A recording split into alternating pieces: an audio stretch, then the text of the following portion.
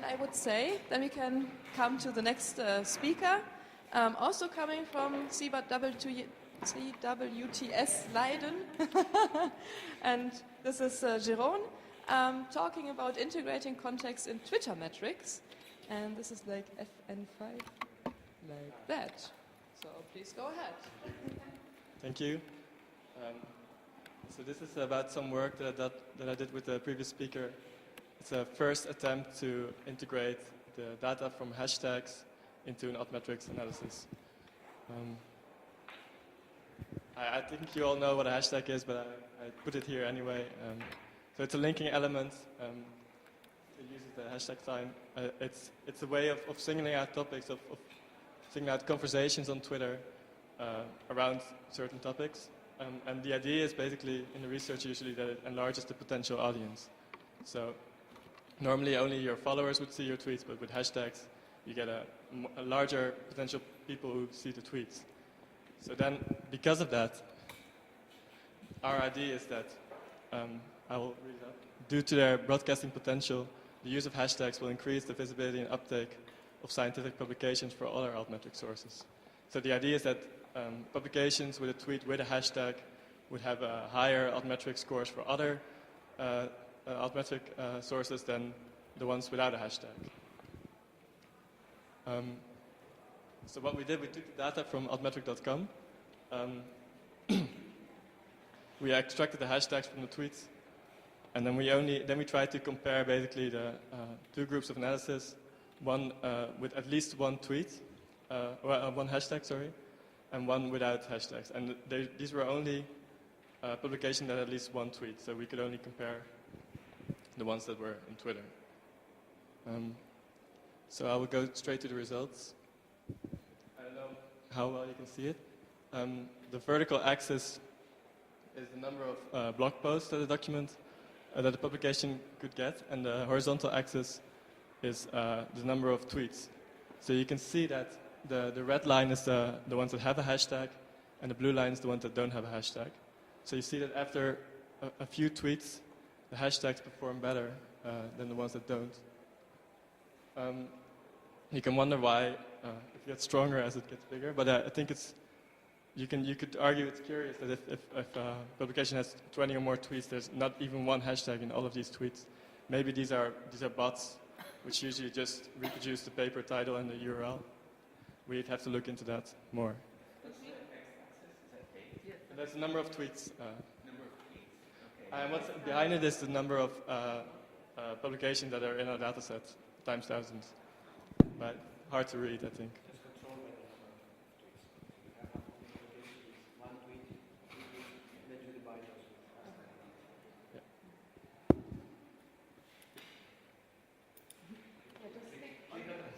Ah, okay.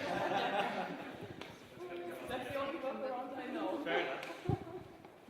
Is this clear? Okay. So we did the same thing for news posts.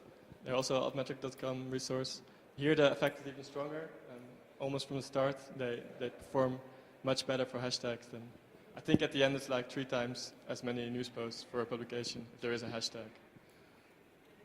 And the same thing we did for Mendeley readership.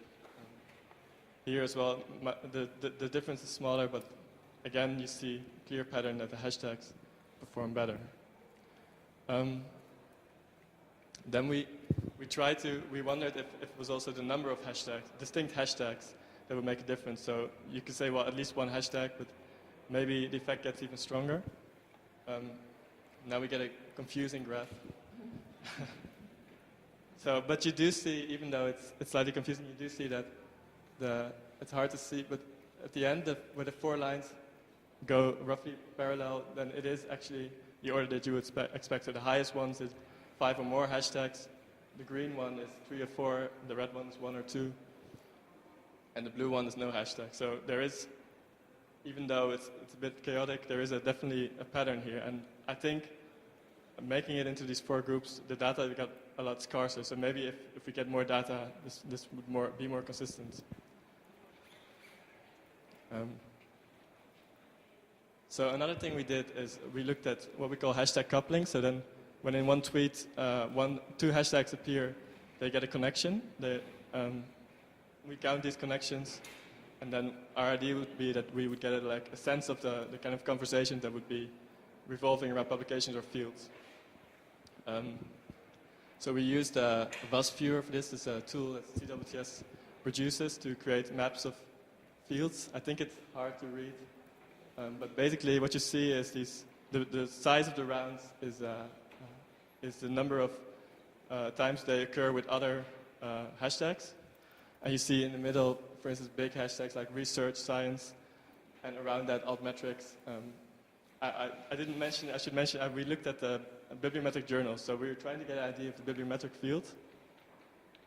So we get all these terms that are around bibliometrics, like Altmetrics, open access. There's even ICANN PDF is in there. I think normally the colors would also give you like specific fields. So if you do this for the whole science thing, for citations, for instance, you would get natural sciences one corner, medical sciences another corner.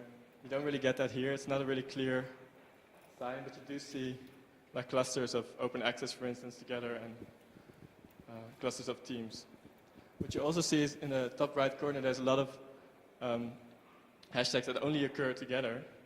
And this is because often someone will tweet something, it's a popular tweet, and then 20, 30, 40 people will retweet exactly the same tweet with the same hashtags.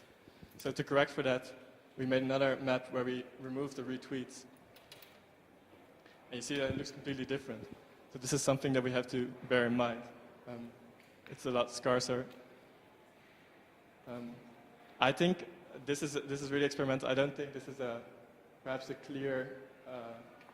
the connections perhaps are not yet a really clear definition of the field, but what we can see here is, for instance, the hashtags that are in common use in the field. So if you want to know which conversation to follow, if you want to know which hashtags to use in your own tweets, this is definitely a useful tool. And I think maybe if we develop it further, it could also give us more of an idea of the layout of a field as it's tweeted.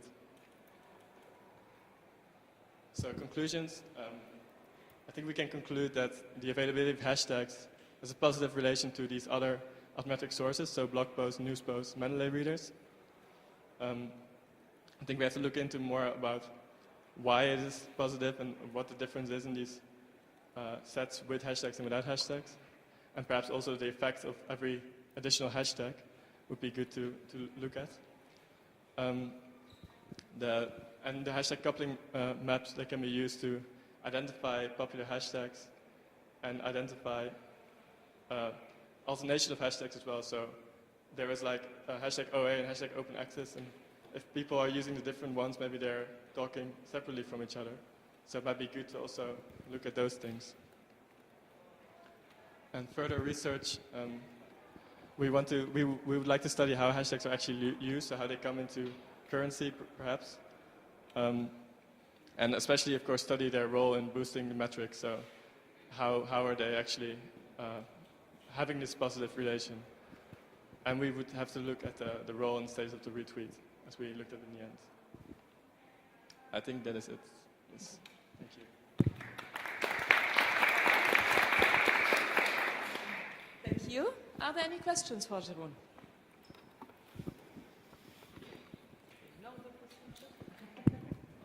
So I was wondering, when you say to study how hashtags are actually used, do you mean to actually ask the researchers why they're using hashtags, or do you mean to ignore the researchers and just to try to look at what they've done? How do you know that they are researchers? The people who are writing hashtags. I think both would be useful things to do. I think for us, we would look more at the data and try to see how, for instance, also over time, how they develop and how they become popular and how different variants fail or succeed. But I think it would definitely also be useful to have like a sociological approach and to ask, to do inquiries and so on, yes. There was another question. Yeah, and that's a kind of a perfect segue to mine, because the first thing I thought of with when I saw that was that the tweets that would contain hashtags would be issued by people who had more social media expertise in some way. Could be coming from like a marketing department, could be coming from someone who's just knows more about Twitter and has more following.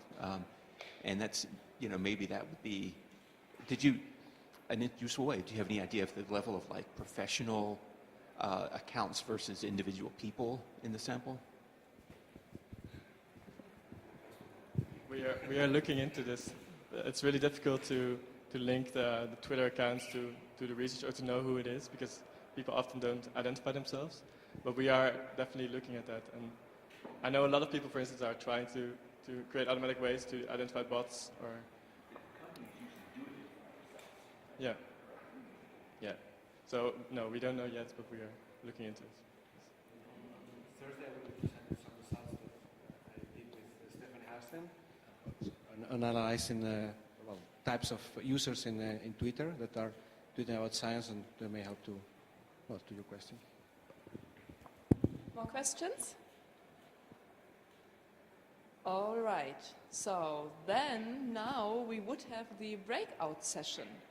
So this is where it's up to you now to make the conference or the workshop your own. The idea is to take this room over. There are several tables around.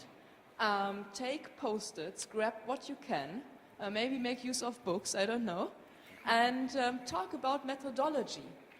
And maybe some of you have already some ideas in mind which they want to shout out and say, okay, I want to talk about this. Please, people, join me. Any people around who have ideas about that? There was something like nodding. Rodrigo's analysis of the different subjects. I have some theory for the reasons. First is, can you tweet about the discipline, like mathematics, formulas, chemistry? They don't even fit into a tweet. Second is, do you have a lab where you have to first do your work and measure before you can discuss? Third is, do you have some job in the real world?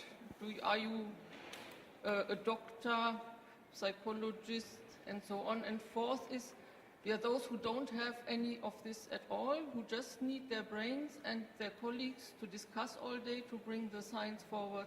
They tweet and are the most active. So that would be a first group about motivations of tweeting or something. Yeah. Okay, so that would be one group, so please find Cornelia. Other ideas, other methodology questions you want to discuss?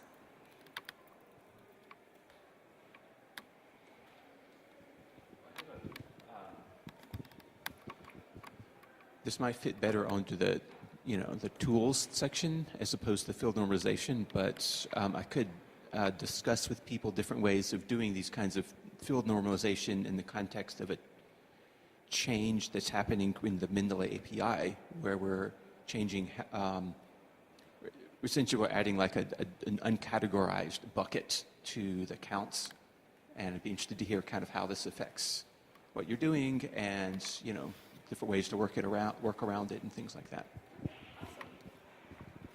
Thank you. More? Then I would say, or was it like a very hesitant? Okay. Yeah, seven would be good. What about looking at what they tweet about? Not only the URLs or DOIs, but also the context. Okay. So now we come in more topics. Yeah.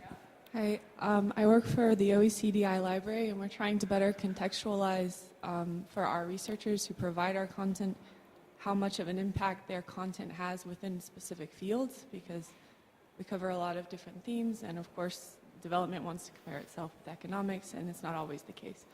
So I would like some ideas on better how to contextualize the importance of their publication or article or whatever within the context of their specific sector. And we're looking more at policymakers, so we're less interested in, I guess, news and social media. I mean, we like social media if you can prove that policymakers actually using it. Yeah. So maybe this can go together or so. So I would propose that Judith and, what's her name again?